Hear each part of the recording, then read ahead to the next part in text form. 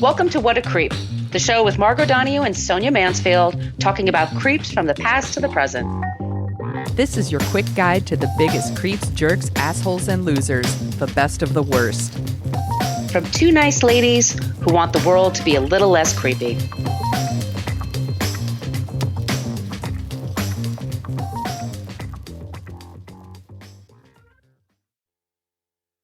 Welcome back to What a Creep. This is Margot Donohue, and my cohort in creepitude, as always, is the amazing Sonia Mansfield. Hey, Sonia. Hello, my friend. Hello, my friend. We are the podcast that talks about creeps from the past to the present. We have a super present creep we're talking about today. Irish flavored.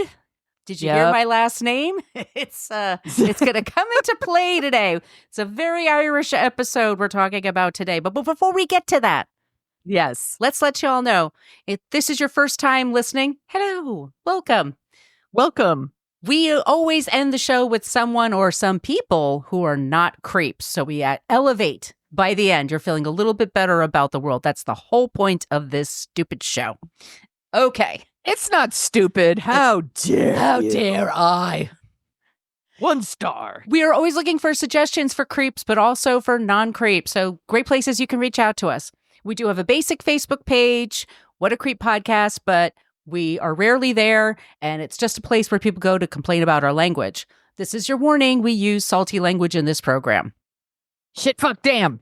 We are most interactive, the two of us, in our private Facebook group. So you go to Facebook. It's the best. And it is the best, indeed. It's the one I check. I got like 2 podcast groups I check, and that's one of them. Yep. And you type in What a Creep Podcast Group. You have to answer a few questions. It really is an asshole-free zone, so please keep it that way. But we love to have you there.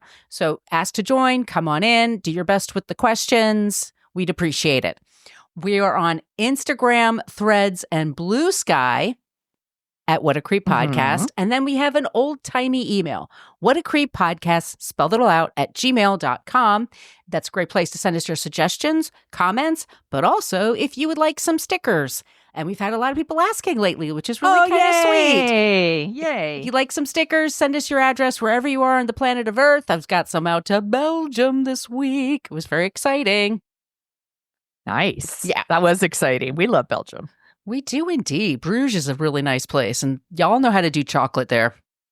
Yep, and waffles, and your beer. Ah, Lovely, lovely place. gorgeous. Sonia, Yes. do you want to tell them about the website? No. Okay. Okay. Go to whatacreeppodcast.com. It's everything you want to know about the podcast, but we're afraid to ask. We have links to all of our past episodes there, and you can open each of those little posts and you could see our show notes because we source everything we're doing. We're not making any of this stuff up. We want to give people credit for the work they've done on our creeps. If you're looking for a deeper dive, fabulous place to start. We also have a link to our merch shop. It's probably not too late if you want to get some merch for someone in your life for the holidays. We have t-shirts and tote bags and sweatshirts. I'm like, I should get a sweatshirt. Pillows. Yeah, pillows. You could probably get a shower curtain if you wanted. They have everything. Phone covers, all kinds of awesome stuff. So go check it out. I'm going to add new designs in the new year because I think we could use a little refresh. So I'll put some stuff in there. We also have a link to our Patreon. You want to tell them about that, Margot? Yes, Patreon. We have our first 9 seasons on our Patreon wall only. We are on season 27. So that's how much we've been doing this show, how much we've been putting out there.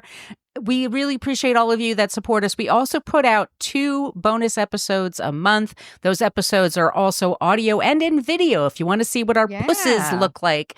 And in those episodes, we talk about pop culture, things happening in the news. We shoot the shit. And we are so thankful for all of you that support us. It really means the world to us. We use those costs just for the cost for the show. I want to thank Daryl, Lindsay, Rachel, and Heather. Those are our most recent people who joined Patreon. Yeah, thank you. That's how we pay you. for all these sources because we like to pay people for their work. We do. Indeed. Mhm. All right. I think that's everything, Sonia. Are we ready to start this episode? Oh, we should also mention we got a 5-star review sorry. on Apple. A pox upon me. Yes, please Now- sign up. Please sign up for the Yes. show. Please leave us reviews. Go for it, Sonia. It's from Yo Holmes 1026, and they called us Gen X Queens and gave us 5 stars. Thank you for that. Apple doesn't make stuff like that easy, and we appreciate you. And I know you can do this sort of thing on Spotify as well. And hey, if we're on your Spotify Unwrapped, let us know. We'd love to hear it. And if you do this through Apple Podcasts, we used to be able to collect those from around the world if you left us Yeah. reviews. We're not able to do that anymore. So if you do, just send us a screenshot and we'll mention you on the air. Yeah. It would mean the world to us. But be sure to subscribe, and that way you'll never miss an episode. Yes. Are you ready now, Sonia? Are you ready? Yeah. You're Are a you redhead. ready? You're perfect for this. Are you ready to rumble? Are you I don't ready think to they do. rock? I don't know if they really do that with this like mixed martial arts fighting. I know 'cause nothing about this. So Same. So everything I know about this person, I learned against my will and then picked them as a creep. So I was like, "Ugh, all right. So let's talk about Conor McGregor. Sources for this first, trigger warnings. There's some racism here and some sexual assault. So if that is very triggering for you, I mean, it's triggering for all of us, but if it's take care of especially yourself. so, yes. So, sources for this episode: AP News, Britannica, E! Online, ESPN, The Guardian, The Independent, Rolling Stone, The Root, YouTube. There's a YouTube video, and Wikipedia. Conor McGregor is a mixed martial arts fighter. He got famous in that sport after winning the Ultimate Fighting Championship, also known as the UFC. He won titles in like 2 different weight classes, and that made him super special in the sport. Again, I don't watch this stuff, so I'm sure I'm sure it's There's other fun for people who- whoever it's fun for. We're not judging. for sure. I'm not judging. I watch baseball. I don't watch fighting. I don't watch boxing. I don't even watch football, like unless it's like the Super Bowl, and that's because I just want to eat snacks. So, you do you. According to Wikipedia, he's also a businessman. I didn't know this. He launched a whiskey company and an Irish Stout company, and he was also an actor, according to IMDb. He's an Okay. actor. He's done a lot of like voice work on video games, but mainly he did the Roadhouse remake. He was I in could that. not watch that movie. I didn't even bowed bother. out like 10 minutes in. Yeah. Yeah, no, I was like, it's not for me. And again, it's fine. I'm sure there's people who love it. I love the original Mhm. Roadhouse. You Same. and I did an episode on dorking out about it. So the remake's not for me. So I wrote in here, I'll be honest, I don't know jack about the UFC or that Roadhouse remake, but I know a creep when I see one. And this guy is a creep. He is racist. He has been accused of sexual assault multiple times and was recently found liable in a civil court in Ireland for rape and ordered to pay that victim $250,000. Yeah, this guy sucks. So let's start at the beginning. Conor Anthony McGregor was born in Dublin, Ireland on July 14th, 1988. So he's when I millennial? Yeah, I guess so. Yeah. That's when We I did it- we graduated did an from episode high about- school. we did a thing about Gen X men in our last episode. Yeah. So, yeah. Yeah. He grew up in working class Crumlin in Ireland, or that neighborhood in Dublin. I'm sorry. We're probably going to butcher a lot of names because when I get to my list, y'all will really know what I'm talking about. So Yeah, please be I'm kind. We're dumb Yes, Americans. yeah, trust me, I'm doing the very best I can. Like, as always, but I am notorious for getting names wrong. But I believe it's pronounced Crumlin, but maybe I'm wrong. His father, Tony, worked as a taxi driver. His mother worked as she was a laundry worker. He's the youngest of 3. At 12, he started taking boxing lessons at the local boxing club. He was bullied a lot, and he was looking to defend himself against bullies. Aw. Yeah, and the owner of the club recognized that he was very good at boxing and really nurtured that talent. And not everyone has the talent to become a professional athlete. So his parents, persuaded him to learn a trade. So he did also like an apprenticeship trying to be a plumber, and he Hey. did that for like a year. That Yeah. shit makes money, Hey. y'all. You know, that job's never going away. Yeah. Like, Good for you. yeah. So he did that, but he really wanted to keep focusing on boxing, and then that turned into like mixed martial arts, and he quit doing the plumbing thing and he was focused 100% on doing the mixed martial arts thing. He was very convinced that he had what it took to be a champion. And I mean, he wasn't wrong. He went on to win a bunch of stuff. So in February 2007, he would have been 18. He made his like mixed martial arts debut in an amateur fight. He won. By 2008, he was training at like this other gym in Dublin called the Straight Blast Gym, and it's owned by this man named John Kavanagh, who is an Irish mixed martial arts coach, and he started training with him. And then he started competing in the professional circuit in the like lightweight and featherweight divisions. I should have looked up what that weight is. I don't know, but Will it be in kilograms or something, which we don't know anyway? yeah, I'm like, man. And so like over the next 4 years, like he only lost like 2 professional fights, which is pretty fucking impressive. Yeah. In 2011, he defeated an opponent. He knocked him out within 4 seconds. Yikes. Damn. Yeah. Like, damn. In those early days, he like would fight. He was surviving off that prize money, you know, and then he was in between collecting unemployment benefits. He was on the dole, as they say. And he also got like a lot of support from his family and his girlfriend. So after he quit, around the time he quit being a plumber, he met this woman named Dee Devlin, and they began dating. And they're still together, and they're engaged, and they have 4 children together. Ages 11 months, 3, 5, and 7. Wow. That's a lot. Yeah. That's an Irish stereotype right there. Mhm. Like, it's and they're young. Like, he's still pretty young. But yeah, anyway.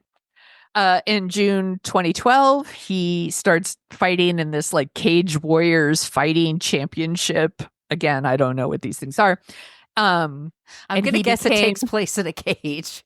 Like in that Toto video for Rosanna when she's like dancing around. I wish they did that instead, but that's whatever. You do you. So he joins like that league or whatever, and 6 months later he's the champion. Like he's kicking ass. And that's when he caught the attention of Dana White, who's the president of the UFC here in America. Well, maybe it's worldwide. And he signed Conor McGregor, and he fought his first match, and he won that shit in 1 minute and 7 seconds. Wow. He knocked that. That's like really, Tyson level. Yeah. Like he will knock you the fuck out. Like that's clearly his thing. Yeah, I wouldn't want to mess with this dude. And for years, all this guy did was win. Like he didn't lose a match until 2016. He like tapped out on something after like 2 rounds, and he sometimes ventured outside of mixed martial arts. One time he fought Floyd Mayweather Jr. Do you remember this? This is the only other time I've heard his name is when he was fighting. He did a regular boxing match with Mayweather. This was August 2017. And the only reason I heard about it was he was not a professional boxer. He was UFC. Floyd Mayweather Jr. Was a professional boxer, and they talked so much shit before the competition. It was one of those like the kind of shit you see in movies, like in Creed. They just talk. Yes, they talk so much shit. But McGregor, sorry, he told him to dance for me, boy, which is, if anybody knows, boy is usually a word that is racist. It's a word that people tend to substitute for the N-word, basically. And he was accused of being racist. And then he said that he couldn't possibly be racist because he is black from the belly button down. He's not he's a half big black, dick? by the way. He's just saying it's because he has a big dick. Ay, Like, it's so gross. Ew. So gross. Mayweather won that fight, by the way, technical knockout. But he lasted 10 rounds. That's a lot. That's a lot. Getting your head bashed in. They walked away with millions of dollars from that, and McGregor's take was estimated to be $130 million. Holy shit. Yeah, right? A lot of fucking money. Whew. Like, I'd get knocked damn. around for 10 rounds for 100 million. I'm not kidding you. I would look like an idiot. I wouldn't get 10 rounds. Who are we kidding? Yeah, I'm like, I would be one of the people they knock out in 1 second. I wouldn't even get in the ring. I'd be like, never mind. Peace out. Bye. So this is the stuff that made him famous, but he might be more famous now for being a creep. So I've broken this up into little sections. And my first section is called racist stuff. He has an account on Twitter, X, whatever the fuck you want to call it. We don't call it anything here because we don't belong to that site anymore. But he goes on there and he posts all kinds of stuff about like Irish politics. He has a lot of thoughts and feelings about immigration, and they are, I'm sure they're terrible. awesome. Yeah, right. He's got a lot of support for like right-wing xenophobic groups. He's met with people like Trump and Elon Musk and Russell Brand and all those people. Like, it's real bleh, it's gross. Back in 2015, he was in a UFC match with someone named David Siver, who is German, and he constantly just referred to him as a Nazi. Guy's not a Nazi just because he's German. No. Which is no. He was fighting another boxer named Jose Aldo, and he is Brazilian. And you can imagine some of the crazy shit he said about him along the lines of like, I would invade his, like, he called it a favela. It's like a shanty town in Brazil or something. That's what he referred to it. And he said, and when I'm done, I'm going to turn it into a Reebok sweatshop. It's really gross. Fuck. Yeah, he's really gross. He fought a Hispanic man that he referred to as a cholo gangster from the hood. He's referred to other opponents as the gay slur. He tweets Islamophobic shit. Like, he's racist. He's a real treat. He's a real treat. Here's a little section I'm calling Hire a Driver, Dude. McGregor has had quite a few run-ins with the law, but mainly because he's a shitty driver. Does he wear the boxing gloves when he's driving? I know. I was like, take off your gloves, dickhead. Is that what's going on? Does he wear that head mask thing with the mouth maybe? guard? He has like no side vision, no peripheral. He's just always ready to fight. Oh wait, they don't wear that. That's for pussies, right? If I don't know anything about UFC. That's true. That's true. They probably don't wear gloves, right? This is how little we know. Yeah, that's fine. I'm fine with it. So in 2017 and 2018, he pled out on like multiple like speeding offenses. He paid fines. He's had his driving privileges revoked. Then he gets caught driving again. In 2022, he was arrested on 6 different traffic charges, including like not being insured. Dude, you have $130 million. Call fucking Geico. Like, what are you doing? Get some insurance. Get an Uber, really. Like, get a driver. You can afford it. Just hire a driver. It's like he's been charged with careless driving. Like, again, just get a driver, dude. Get a driver. You can afford it. Speaking of driving, in April 2018, this section I just called Attack on a Bus. So in April 2018, McGregor and his entourage were caught on video. He gets caught on video a lot doing things. So he was caught on video throwing things at a bus, like things like a hand dolly and a guardrail and a chair and like all this stuff at a bus.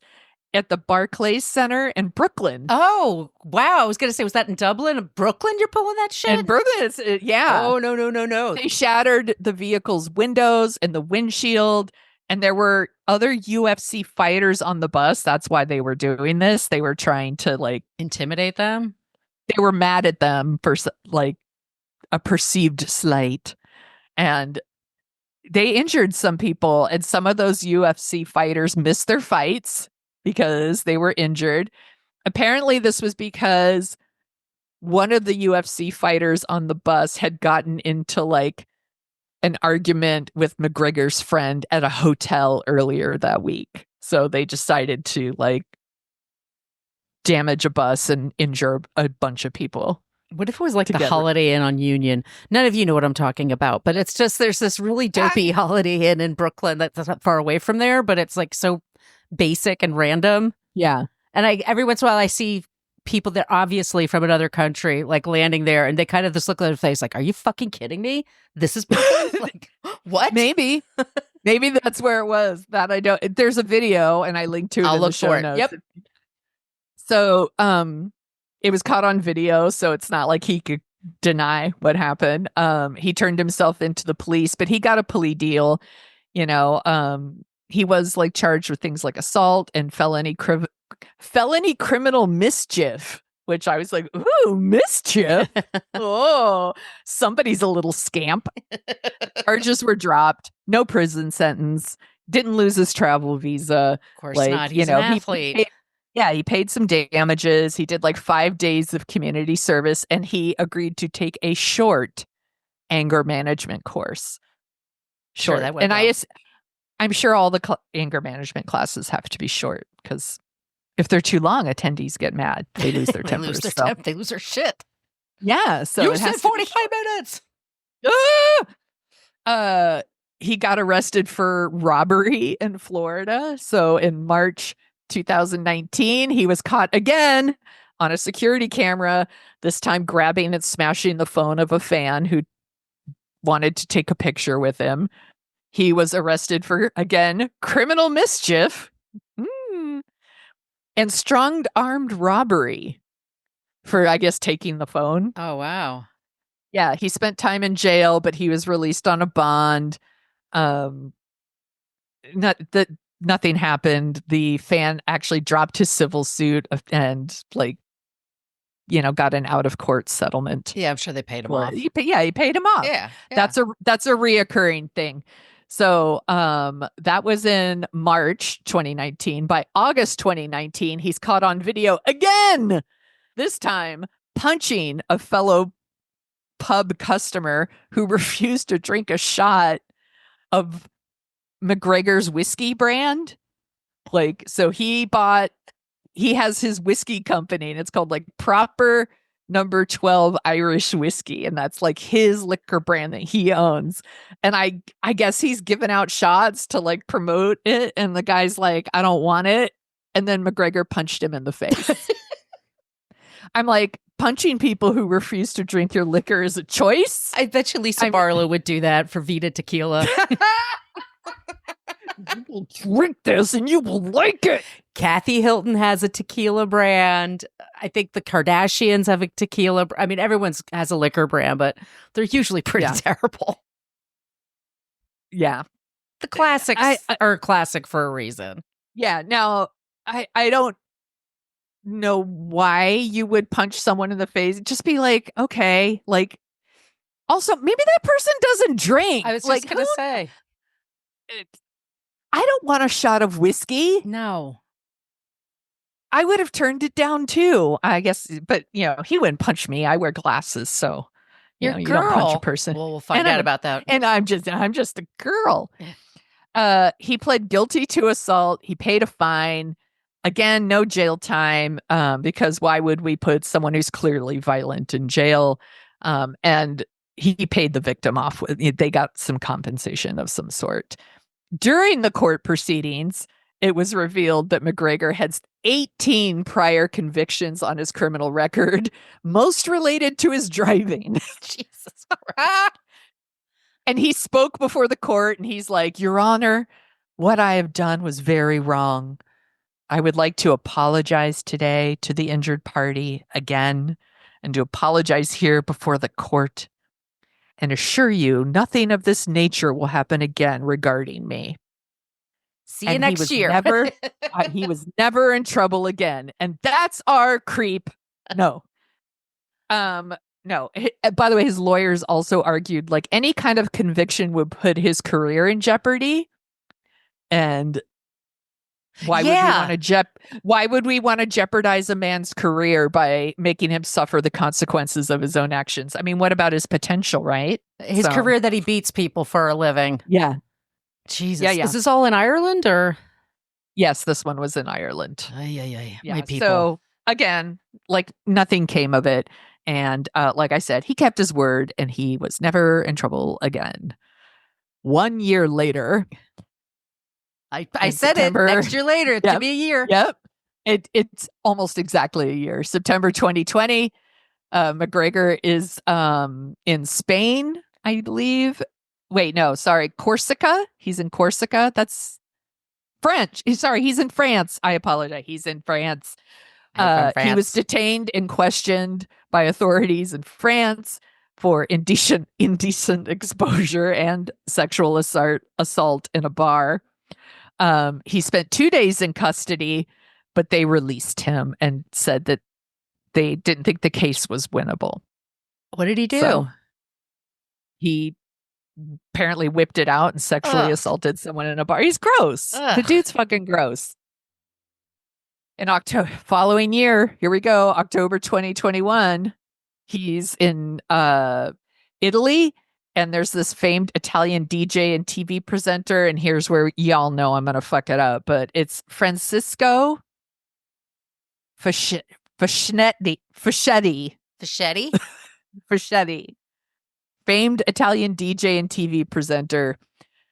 Apparently they were hanging out together, they're friends and having a good time, and at some point he pissed him off and McGregor punched him in the face and broke his nose. Jesus. The guy's knocks people out for a living.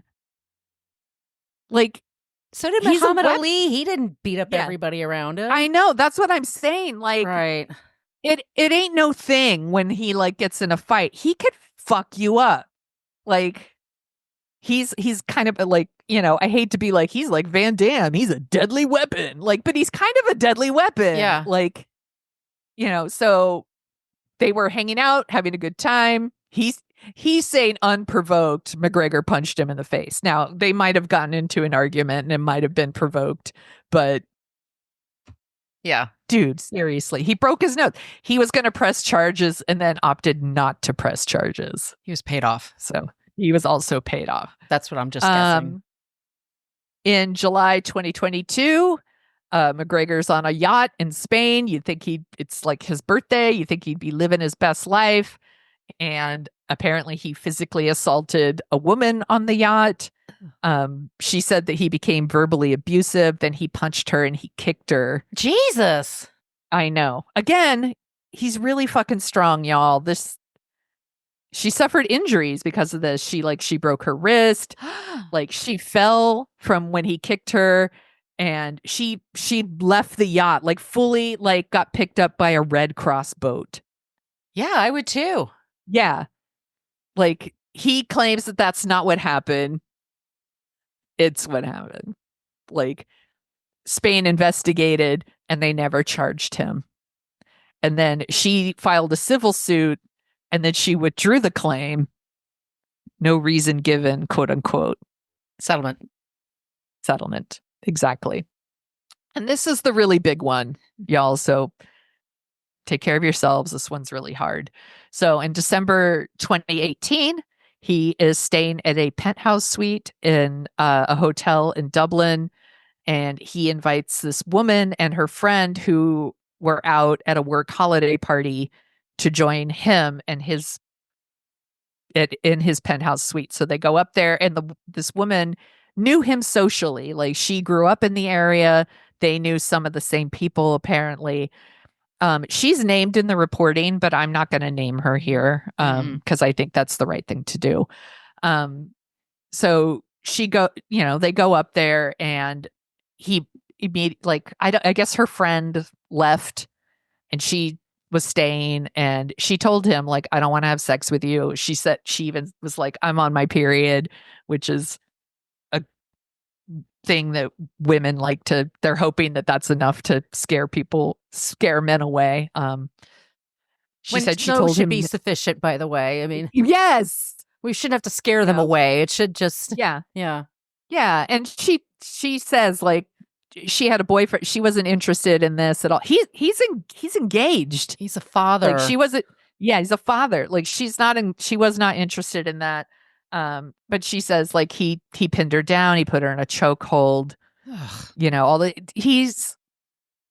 He's really fucking strong. These women can't fight back. There's a lot of details. She testified in court. I'm not going to go into them here because we don't need to do that. But it's in the show notes if you need to read it.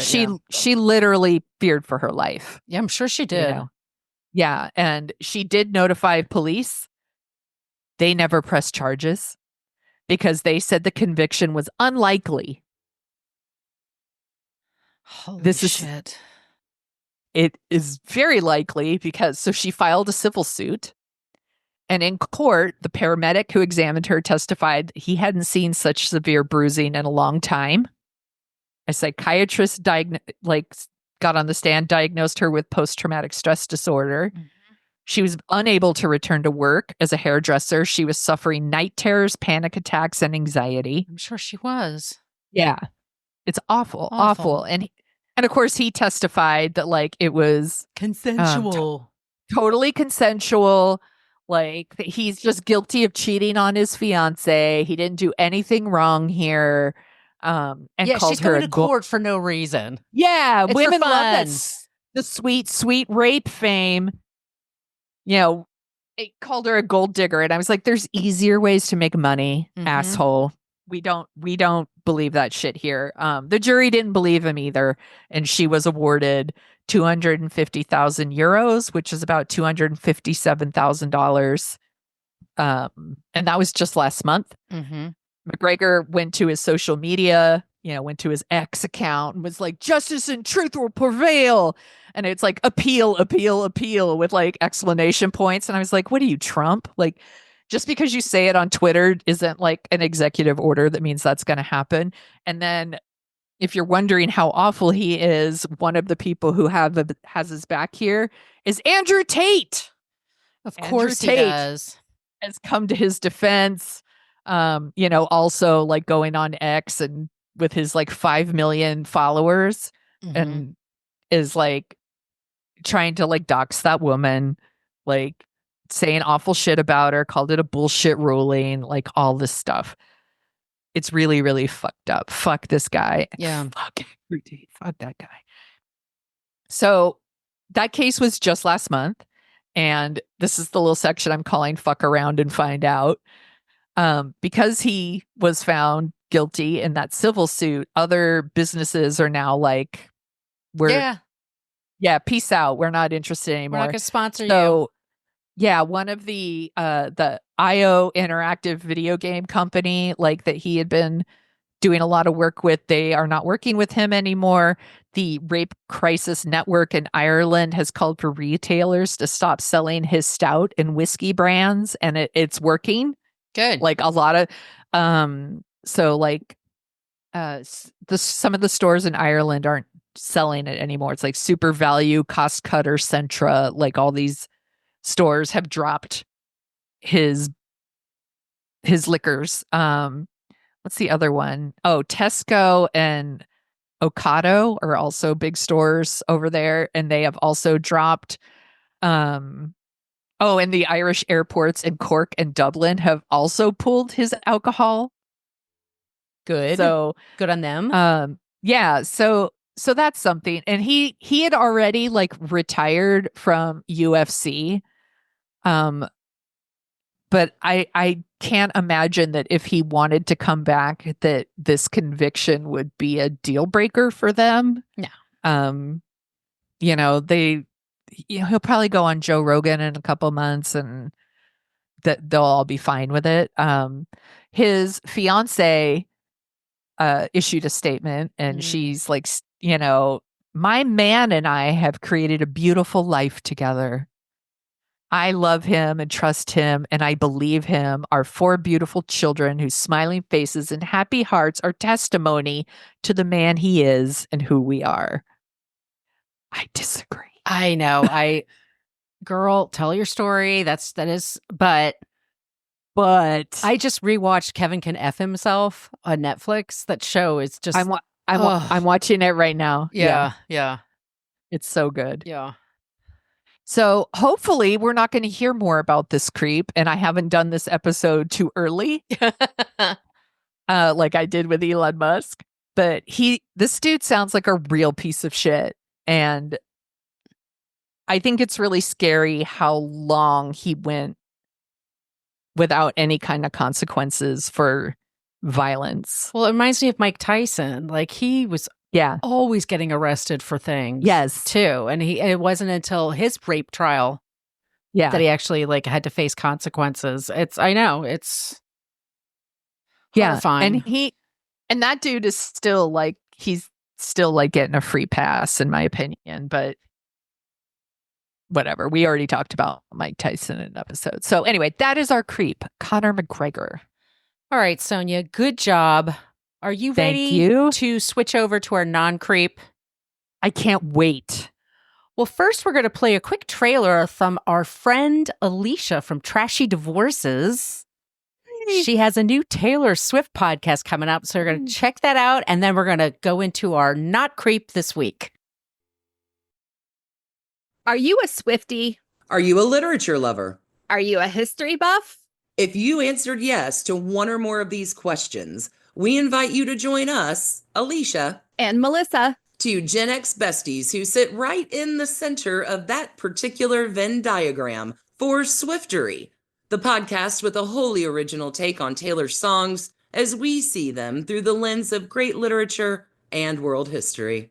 Taylor's magical gift, as we know, is documenting the universality of her experiences, and we will follow her stories to all the places, personalities, and eras in the journey ahead. It's the songs of Taylor Swift and the stories of us all. Join us for Swiftery, beginning Tuesday, December 31st, 2024. Available wherever you listen to podcasts. Okay, Sonia, we had an Irish creep today, being an Irish girl. I said we need some Irish queens, some Irish ladies who are not creeps, please, that we need to know. And immediately from my Irish jeweler, I got this blog post and I love it. It's from Jane Chadwick, March 7th, 2022. That's International Women's Day that year. 9 fierce Irish women you should know. So I'll put this in the show notes, but I'm going to read this to you right now because she does such a great job. And this is amazing. So first we have the impetuous Irish queen, Queen Maeve. Queen Maeve is known as a powerful ruler of ancient Ireland, presiding over now known Connacht, for nearly 60 years. And she is central to one of the most famous pieces of ancient Irish literature, The Cattle of the Raid of Cooley. There's the Irish way of saying it, and I'm not even going to start because my grandfather actually could speak Irish, whatever that's called. Gaelic, excuse me. Known as a warrior queen, Maeve succeeded her father as ruler of Connacht. Her marriage to Connachtbar Mac Nessa, the High King of Ulster, unified 2 powerful kingdoms, but Maeve reportedly greatly disliked him, and after bearing him a son, she left, apparently making a ferocious enemy in the process. Deciding she had specific requirements of any future husband, she decreed that she would be without fear, meanness, or jealousy. Ooh, I'm intrigued. For 'tis that I expected a single vow, such a no woman before me had ever required a man of Erin, that's Ireland, a man without avarice, without jealousy, without fear. For should he be mean, the man with whom I should live, we were ill-matched together, inasmuch as I am great in largesse and gift-giving, and it would be a disgrace for my husband if I should be better at spending than he, and for it to be said that I am superior in wealth and treasures to him, while no disgrace would it be were as one of great as the other. Were my husband a coward? 'Twere as unfit for us to be mated, for I by myself alone breaks battles and fights and combats. 'Twould be a reproach for my husband should be his wife, be more full of life than himself, and no reproach our being equally bold. Should he be jealous, the husband with whom I should live, that would not suit me, for there was a time that I had one man in the shadow of another.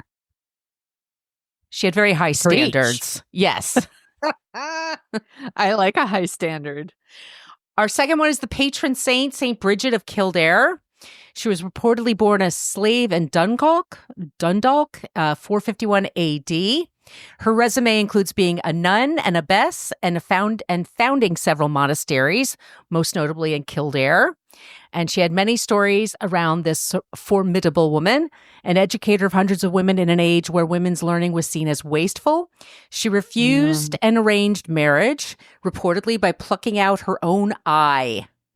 Damn! She then dedicated her life to charity in the church. Perhaps her most famous tale of Bridget recounts her weaving a cross from rushes covering the floor at the bedside of a dying pagan chieftain. As St. Bridget explained the cross, her words soothed the dying man, and he was moved to be baptized before passing in peace. Over the centuries, All right. Irish people have celebrated this patron saint and displaying her cross to bless their home each year. Recognized as a patron saint of Ireland in 2023, she is now given the same respect as Patrick, with her own national holiday in February. We then have the tempestuous pirate Grace O'Malley. With the family motto, valiant by sea and land, the infamous O'Malley clan rose to power in Mayo in the 14th century. The most famous of this O'Malley clan was not a son, but a daughter, Grace. Born around 1530, the only daughter of Black Eye O'Malley, young Grace wanted nothing more than to join her father at sea. After being told the sea was no place for a girl and that her long hair would catch in the ropes, Grace promptly shaved her head and boarded her father's ship. Whoa. Hold on. I don't think long hair is that bad. Moana seems to make it work. Quickly, or just do the man bun like Gary on Below Deck. Yeah. Quickly providing courage and competence, she rose to become a captain as well as a canny sea trader and ruthless corsair. With her father's death, she inherited an empire, becoming queen of Umail and the chieftain of the O'Malley clan. Then we have a little more. This is born on St. Patrick's Day, 1785, the painstaking botanist Ellen Hutchinson. Ellen Hutchinson was a botanist specializing in collecting and identifying plants growing in and around the West Cork coastline. Plagued with ill health in her younger years, a family friend recommended botany as a healthy hobby, appropriate for a young lady of her time. She combined the search for specimens with detailed watercolor images, much admired by the leading botanists in the UK and Ireland. She is renowned for discovering numerous new species and for her voluminous correspondence with others in her field. Her work is housed in many of the most important museum collections worldwide, and she has no fewer than 8 species named after her. And there's a festival in her honor in Bantry, County Cork since 2015. She died. That's cool. Right. This is really cool. Number 5, the visionary designer Eileen Gray, born in County Wexford, 1878. Eileen Gray's clean, minimalist style of design and architecture is instantly recognizable today. As an architect, she completed her first project at the age of 51, having worked as an interior designer, learning the Japanese skill of lacquered screens. And Never then she too ran late to follow your dreams, right. ladies. And she ran her own interiors boutique in Paris. Now routinely hailed as a pioneer of modernism, she was largely overlooked until art historian Joseph Reichert, writing an architectural review in 1972, praised her inventiveness and visionary intuition. Although she spent much of her life in France and is buried at Père Lachaise, she is reported to have said, "I am without roots, but if there were any, they are in Ireland." We have a mountaineer, Elizabeth Hawkins Whitshed. She was born 1860 in Dublin, raised in County Wicklow. Elizabeth refused to believe that mountaineering and photography were the purveyance of men, and fashion and etiquette demanded more sedate behavior of women. She was born into a wealthy family, moved to Switzerland at 21, and published her first book at 22. And despite suffering lung problems, she persisted in expeditions in Lapland and spent 6 summers in the Norwegian Arctic, where it is recorded that she completed 27 first ascents, always carrying her trusty camera. Y'all, Wow. this is before they had everything was wool and heavy. It's not like you had Gore-Tex or any like that kind of stuff. And she's up in that weather. She wrote about her experiences while mountaineering and traveling. And in 1907, founded and became the president of the Ladies Alpine Club to help other women follow in her footsteps. And then finally, we have the revolutionary Constance Markowitz, which might be one of the first names to spring to mind when asked about name a famous Irish woman. I hope that's Markowitz. Born in 1868, she was the daughter of a famous Arctic explorer and befriended the iconic Irish poet W.B. Yeats as a child. I say Yeats. As a student in London, that's how Stephen King says it. As a student in London, she discovered an interest in politics and women's suffrage. On her return to Dublin, enlisted in the number of nationalist movements looking to secure Irish independence. During the 1916 Rising, she helped command a group that held off opposition for 6 days, despite huge disadvantages in arms and personnel. She was eventually captured, imprisoned, and sentenced to life imprisonment. But her time in jail was short, however, when she was released under an amnesty agreement. That was in 1918, and then she became the first woman ever elected to the British House of Commons. Ah.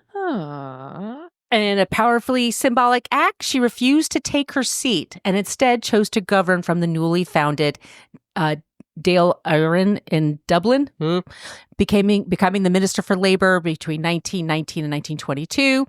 She fought and was again imprisoned during the Irish Civil War and was again elected to the newly official Irish government. She had proved her mettle as a revolutionary. However, she never got to govern in the free Ireland she had fought for, dying from appendicitis before she could take up her seat.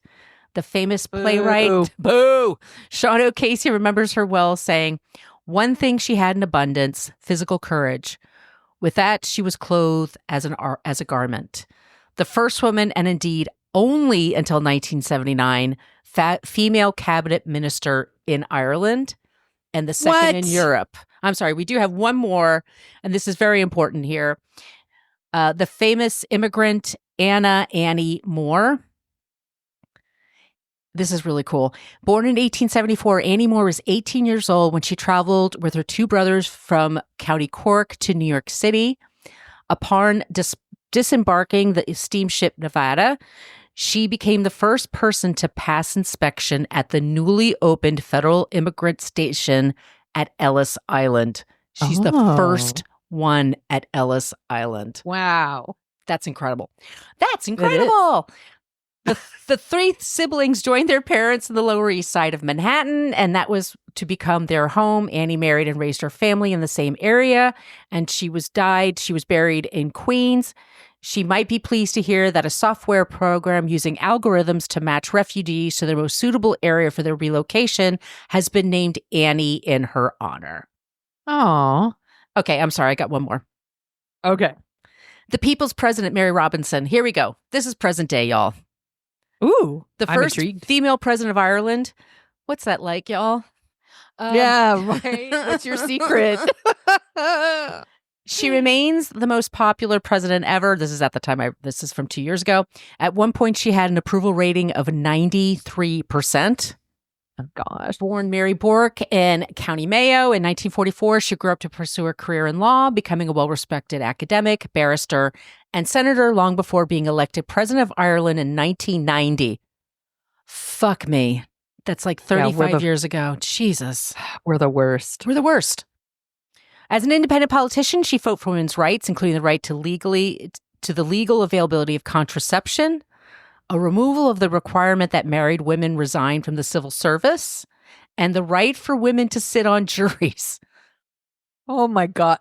Hey, maybe you could keep that one. No, I'm kidding. We want women on juries. No. Yeah. Yes. As president, she got things done and is widely respected for revitalizing the role and passing 2 important bills into law: legislation of contraception and decriminalizing homosexuality.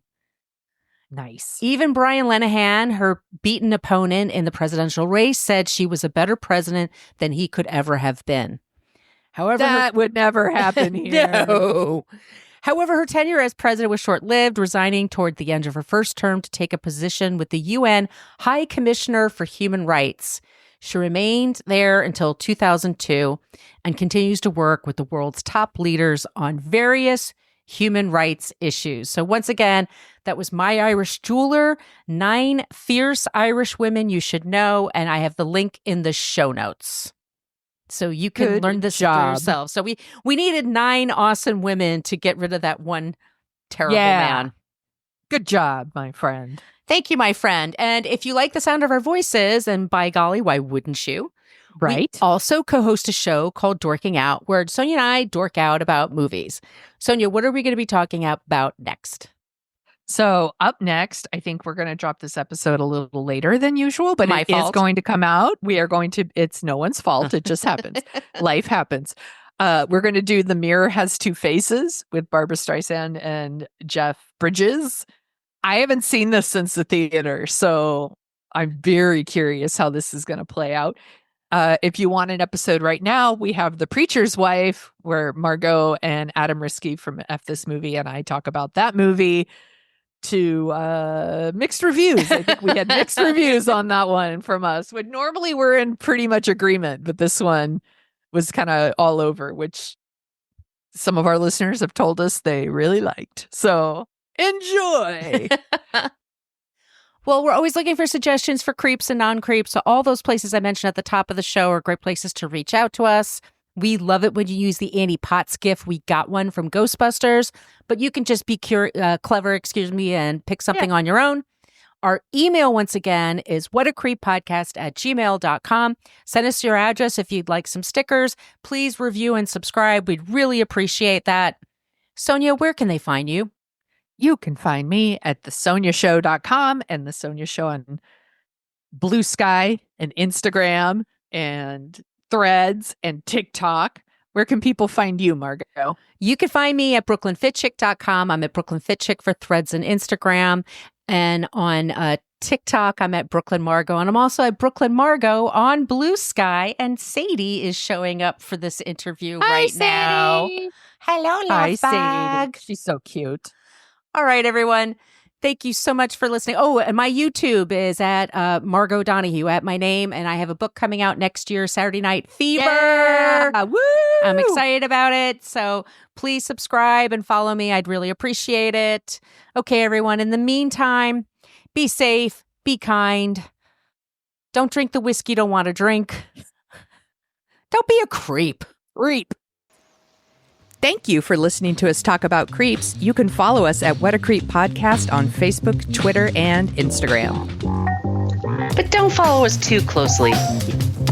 You can email us your creepy stories at whatacreeppodcast@gmail.com. But please keep your dick pics to yourself.